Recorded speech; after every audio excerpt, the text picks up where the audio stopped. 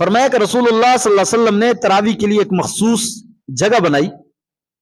آپ صلی اللہ علیہ وسلم نے پہلے دن تراویح پڑھی تو آپ کے پیچھے صحابہ کرام اکر کے کھڑے ہو گئے, آپ کی اقتداء میں انہوں نے پڑھی.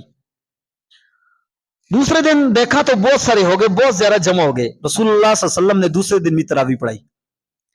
تیسرے دن مجمع زیادہ ہو گیا لیکن رسول اللہ صلی اللہ علیہ وسلم نہ آئے.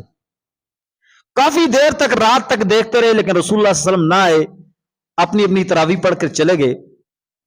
صبح ہوئی تو رسول اللہ صلی اللہ علیہ وسلم نے فرمایا کہ مجھے کسی چیز نے نہیں روکا, صرف اس چیز سے کہیں تمہاری اوپر یہ فرض نہ کر دی جائے. یہ اتنی اچھی اور میٹھی عبادت ہے کہ مجھے یہ لگا کہ اللہ کی طرف سے فرض حکم آ جائے گا, پھر تم لوگ حرج میں پڑ جاؤ گے. ہو سکتا ہے تم دن بھر مزدوری کرو, اپنے کاموں میں ہو, رات کو تمہارے اندر اتنی استطاعت نہ ہو کہ تم نہ کھڑے ہو سکو اور اللہ کا فرض تم سے رہ جائے. تو میں یہ نہیں چاہتا کہ تمہارے اوپر کوئی سختی ہو. ہاں یہ ایک میٹھی عبادت ہے, اسے آپ دل شوق سے, آپ دل و جان سے ادا کریں. تو رسول اللہ صلی اللہ علیہ وسلم نے روزانہ نہیں پڑھائی تاکہ فرض نہ ہو جائے. اب اس کے بعد یہ ہوا کہ رسول اللہ صلی اللہ علیہ وسلم کے زمانے میں اسی طرح جماعت کے ساتھ پڑھتے تھے لیکن ٹولیاں ٹولیاں, چھوٹے چھوٹے گروپ جو نا نماز پڑھتے تھے. حضرت عمر رضی اللہ تعالیٰ عنہ کا زمانہ آیا, آپ رمضان کی رات کو نکلے تو دیکھا کہ چھوٹے چند گروہوں میں لوگ نماز تراویح ادا کر رہے. تو آپ کے ساتھ جو صحابی تھے ان کو کہا کہ میرا یہ جی چاہتا ہے کہ انہیں ایک امام کے پیچھے جمع کر دیں.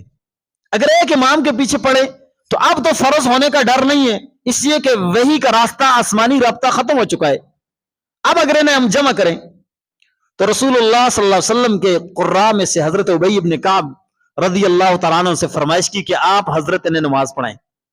تو وہ کھڑے ہوئے تو آپ نے 20 رکعت نماز تراویح انہیں پڑھا دی, اور جب پڑھائی تو بہت خوش ہوئے, کہا ہذہ بدعۃ حسنہ, یہ تو ایک میں نے اچھی چیز رکھ دی ہے, یہ بڑا اچھا نظام ہے.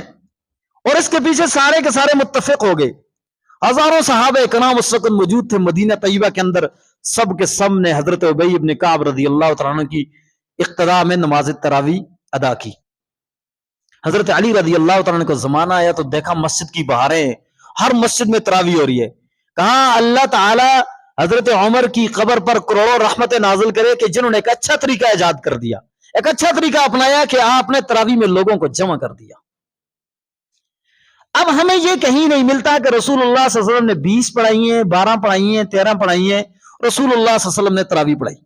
البتہ ایک حدیث میں ملتا ہے کہ حضرت عبداللہ ابن عباس رضی اللہ تعالیٰ عنہ فرماتے ہیں کہ کان النبی صلی اللہ علیہ وسلم یصلی 20 رکعتا والوتر من غیر جماعت فی رمضان, کہ رسول اللہ صلی اللہ علیہ وسلم رمضان مبارک میں 23 رکعتیں پڑھتے تھے, 20 تراویح کی اور 3 صلاۃ وتروں کی جماعت کے علاوہ, یعنی جماعت نہیں کرتے تھے, جماعتیں سے ایسا نہیں کرتے تھے تاکہ فرض نہ ہو جائے.